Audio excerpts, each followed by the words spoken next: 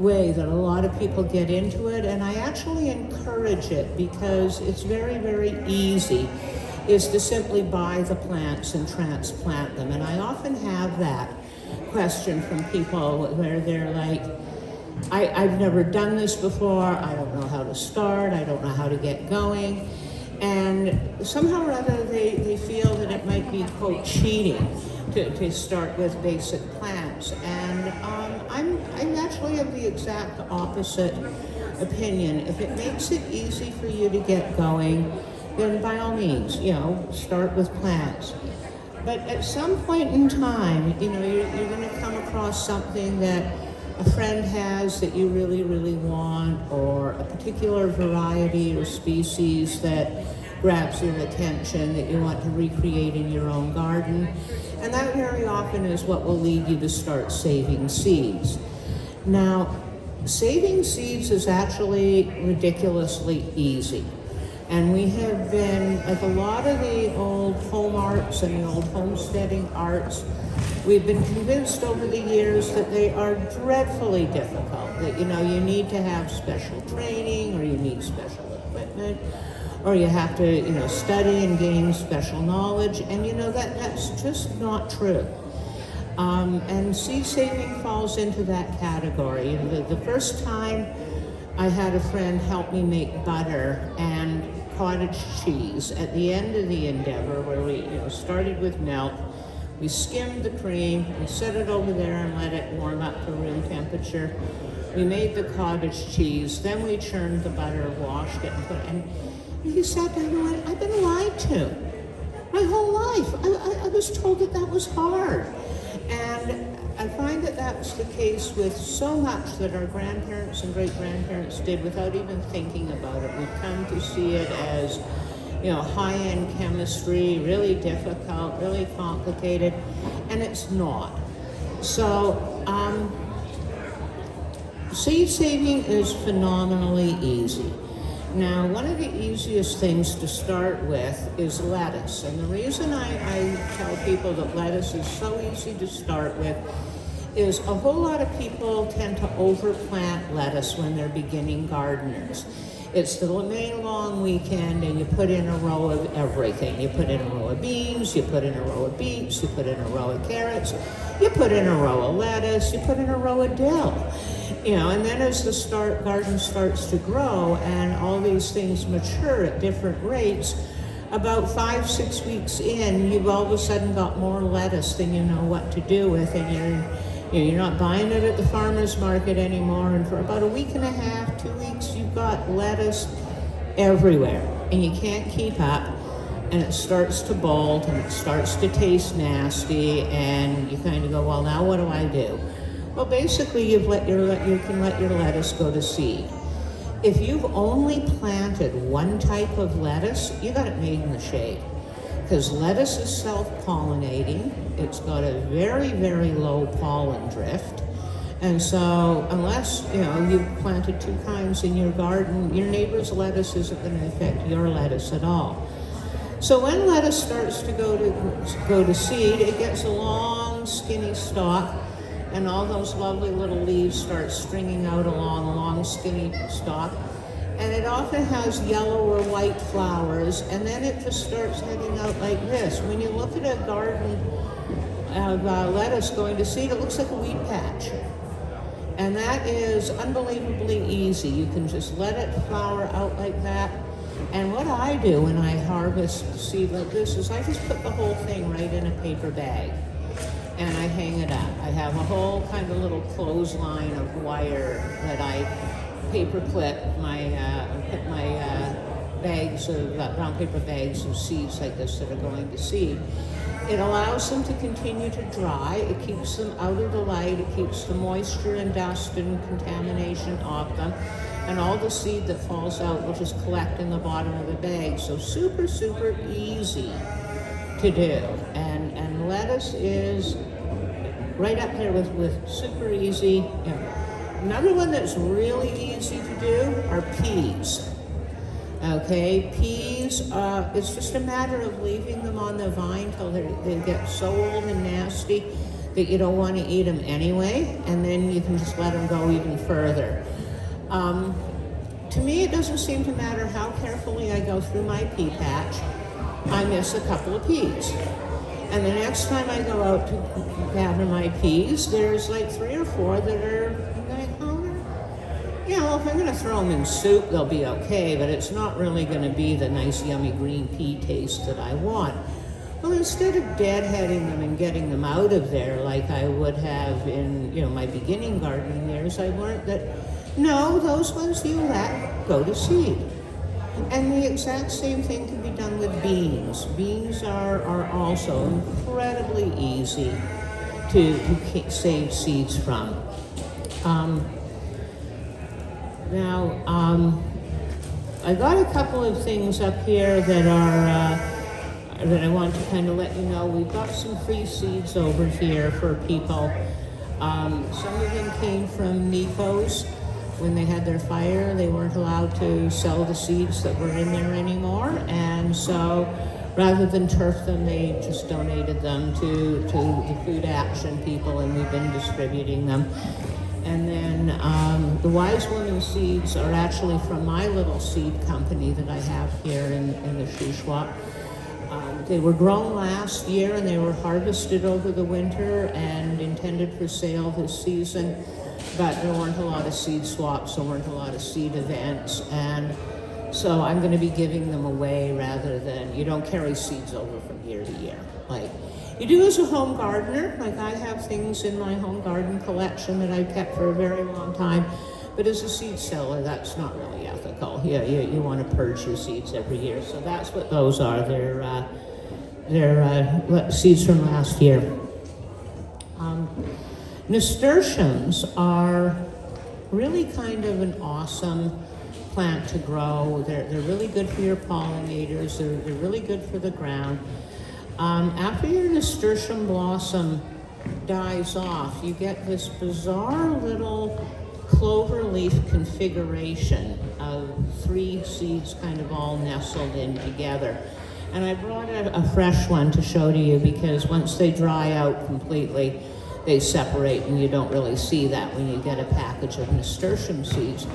But if you're planting them and you're going out there to save the seeds, it really pays to help. It pays to know that, you know, that's what it's going to look like on the vine. It's not going to be an individual little seed. Now, some things are a little trickier to grow out. Like the easiest ones to start with really are the annuals. And when you purchase a seed packet or when you're doing research, they will tell you, a lot of times you will be told what method of pollination. Like, is something self-pollinating? Is it pollinated by insects?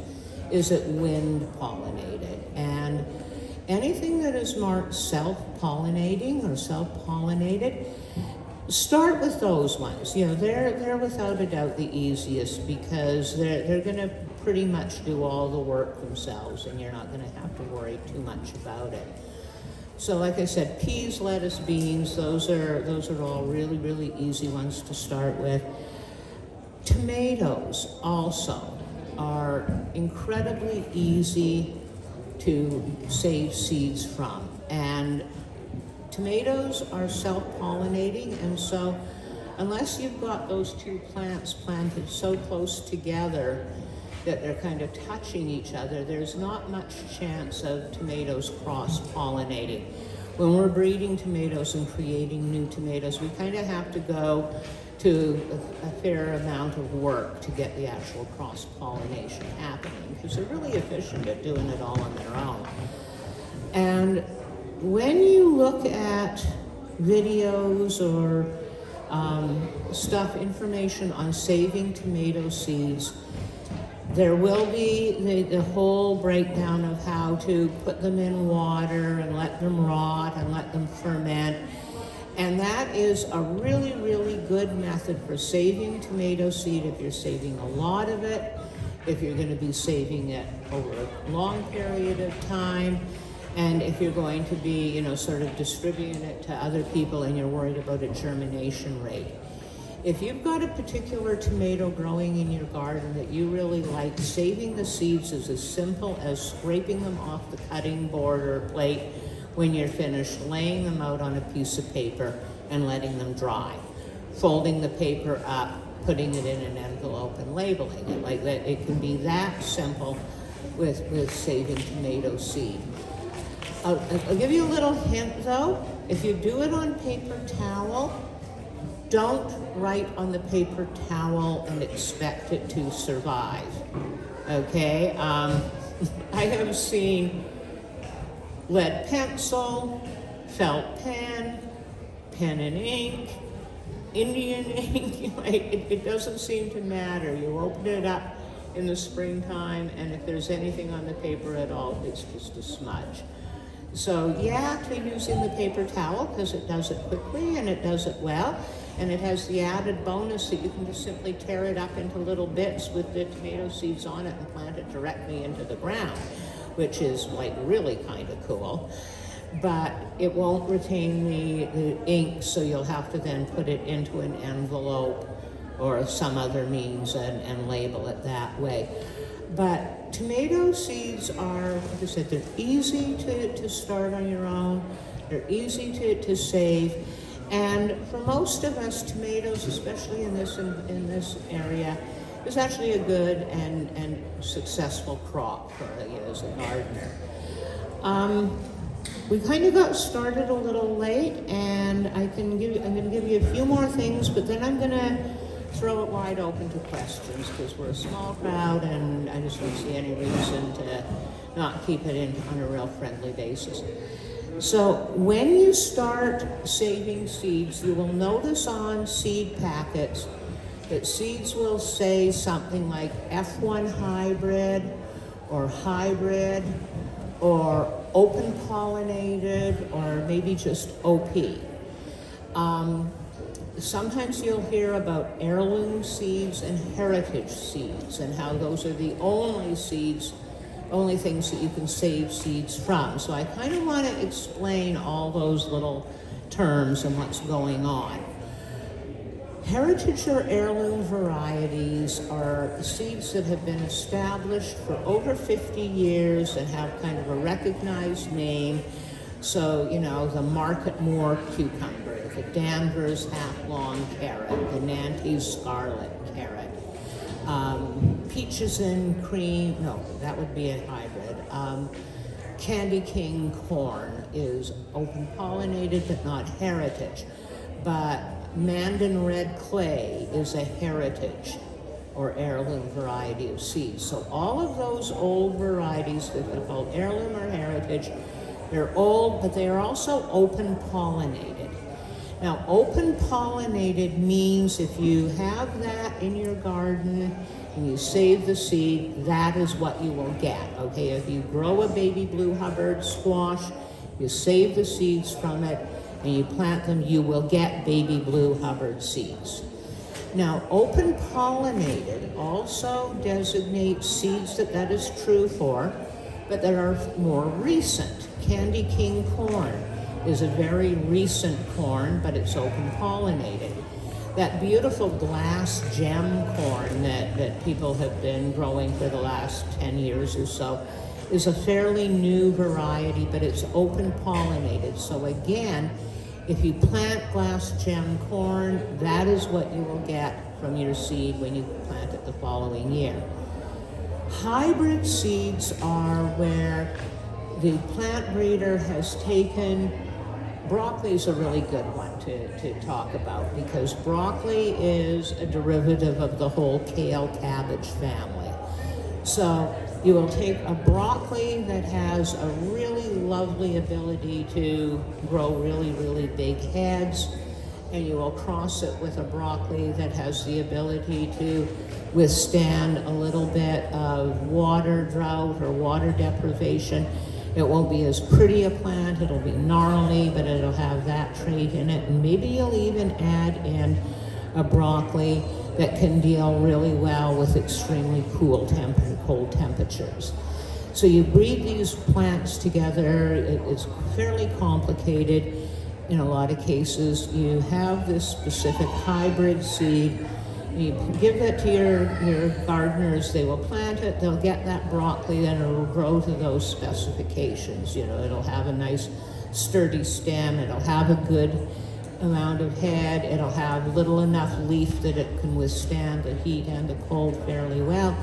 But if you save the seed from that broccoli, you're going to get something from those parent plants. You're not going to get what you grew. You're going to get one of the parents. So you could get like a really awesome tender broccoli that has all sorts of teeny tiny little heads. You could get something that looks like kale that was on a starvation diet and it's not even really edible. We see this a lot with squashes and cucumbers in the hybrid range. You know, that you plant save seeds from a cucumber that's a hybrid, you might end up growing some really bizarre looking gourds the following year because there's that same genetics back in there. So once you get into saving seeds, you do indeed have to pay attention to that one detail, and that one detail is making sure that the seeds that you're growing out in that first year are indeed open pollinated.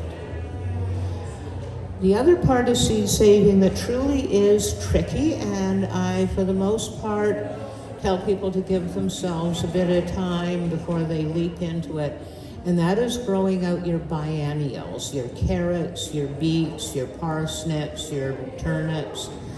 The reason for that is because those plants spend the first year in the ground growing a great big huge root that we pull up and eat. But what the plant wants to do with that root, and whether you keep it in the ground or you pull it up and store it in the root cellar, that plant is still alive. And so if you plant that carrot or that turnip or that parsnip the following spring, it begins to grow again, and that root that we would have eaten as a food source now becomes the food source for the plant, and it will grow up into a huge, where did I put I had a carrot flower that I was going to show you. The carrot will grow into a bush this tall. We grew a beet one time that would have taken up this entire stage, okay? It grows into a massive bush, and that is what produces the seeds, is in that second year. Oh, there we go, thank you. Okay, so this is one tiny branch of a carrot that has gone to seed. When Athka brought this in, she had an entire shopping bag with probably 30 of these, all off of one carrot.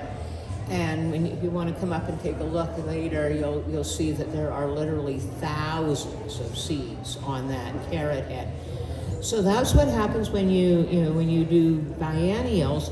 But they're really tricky because you have to keep them alive over the winter.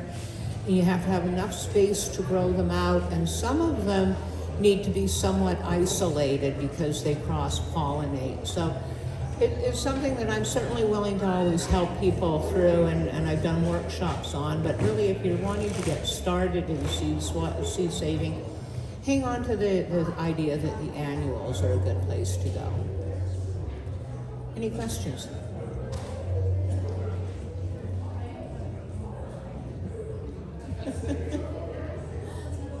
Wow, I covered everything you wanted to know. That's kind of impressive. Are you active gardeners? Do you actually grow a garden? If you were to start saving seed, what would be the one plant that you'd really want to start saving your own seed from?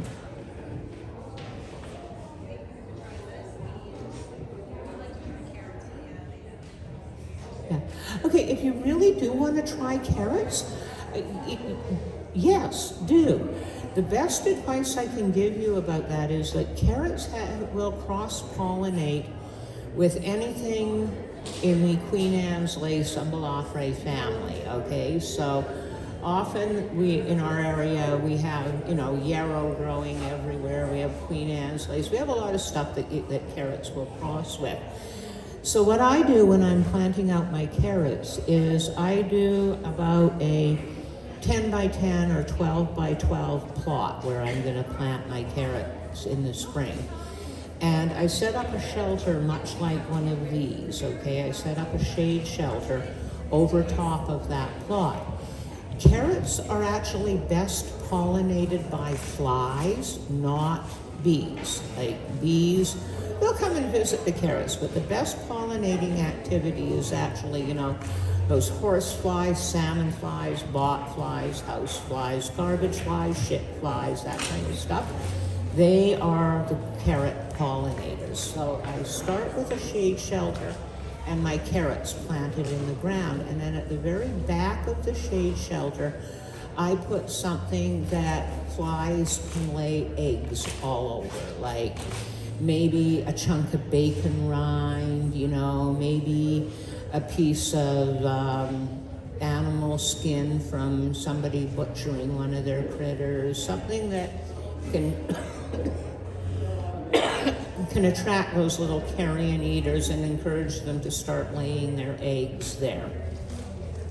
Once the carrots start growing up and they start to flower, that has now become a rather maggoty mess in the back corner of the shade shelter. And at that point, I close it all up. I put in all of the screens. I make sure that, it's now a natural screen house with everything quite contained in there. And the carrots are free now to bloom like crazy. Nobody's going to be bringing in pollen. The wind isn't going to, the insects aren't going to.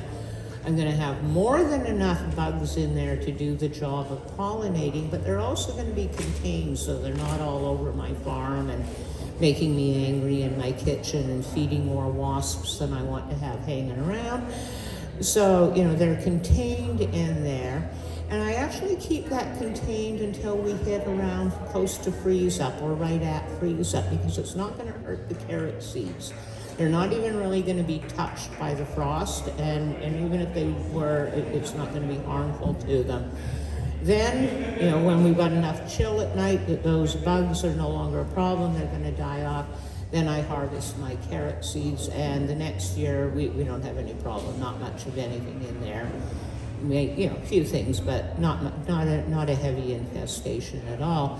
And that keeps your carrot seed pure. And so if you want to try carrots, you just have to wrap your head around the fact that you're going to be giving up about a 12 by 12 chunk of your land to do it. And if you've got a fair bit, that's not an issue. If you're a small gardener in a tiny yard, that might be a little bit tough to pull off. But anything else that somebody's thought about growing out or saving their seeds from? Yeah?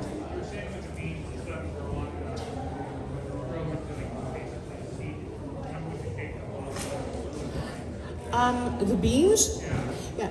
Okay, well, my Blue Lake green beans are already, some of the pods that I've left that got mature are already turning brown and starting to dry.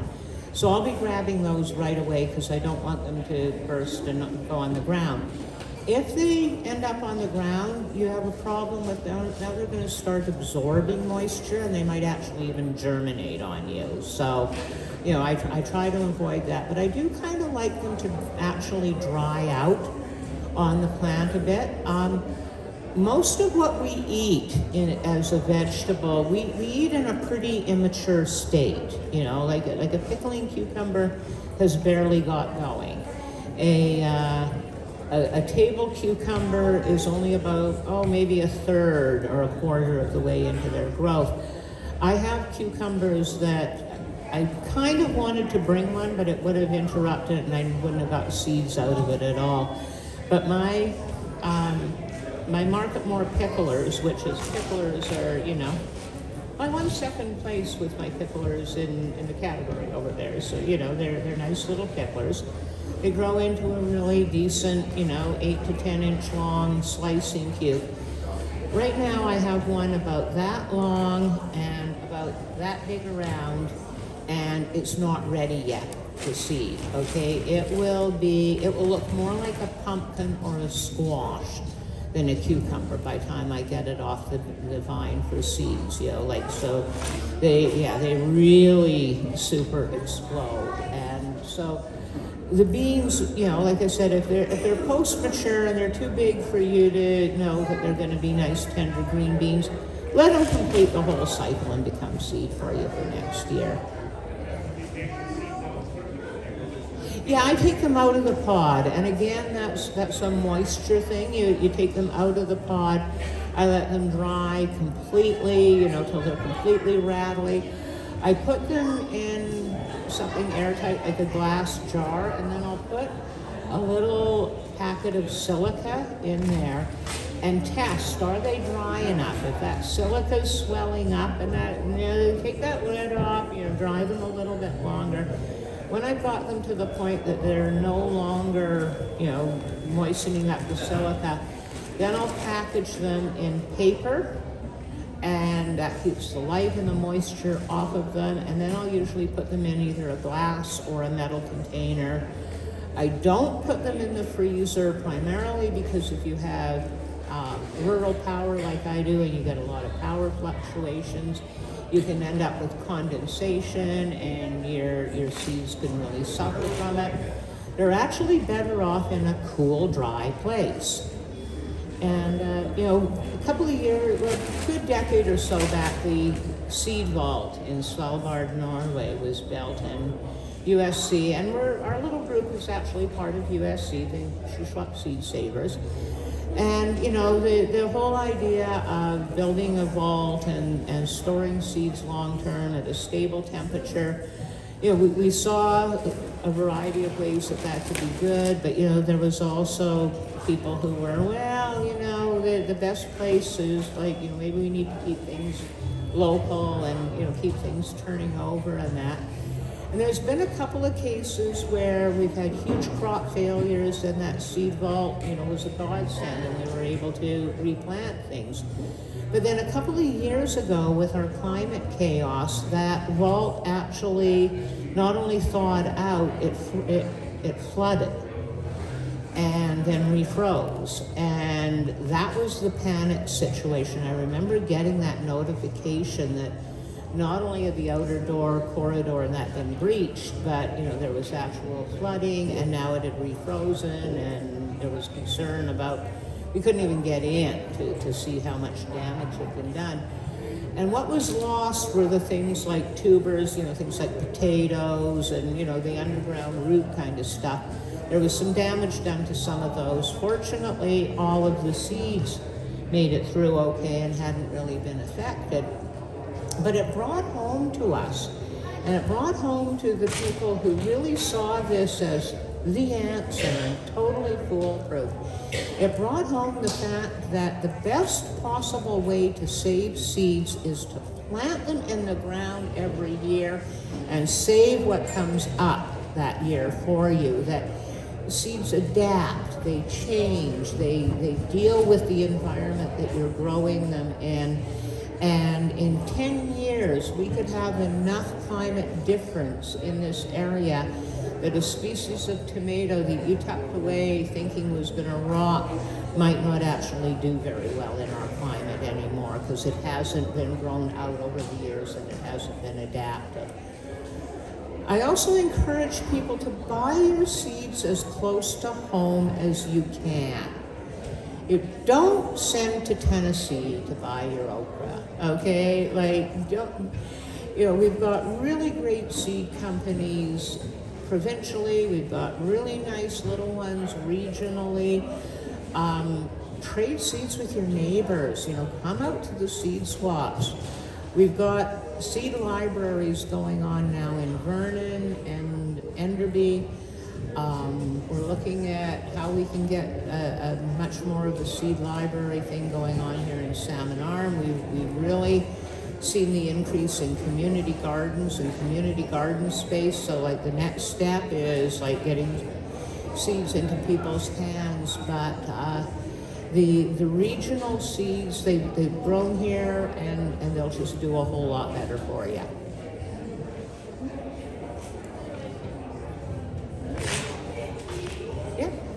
Thanks for listening. And I hope every one of you grows a garden and that every one of you saves at least some seeds.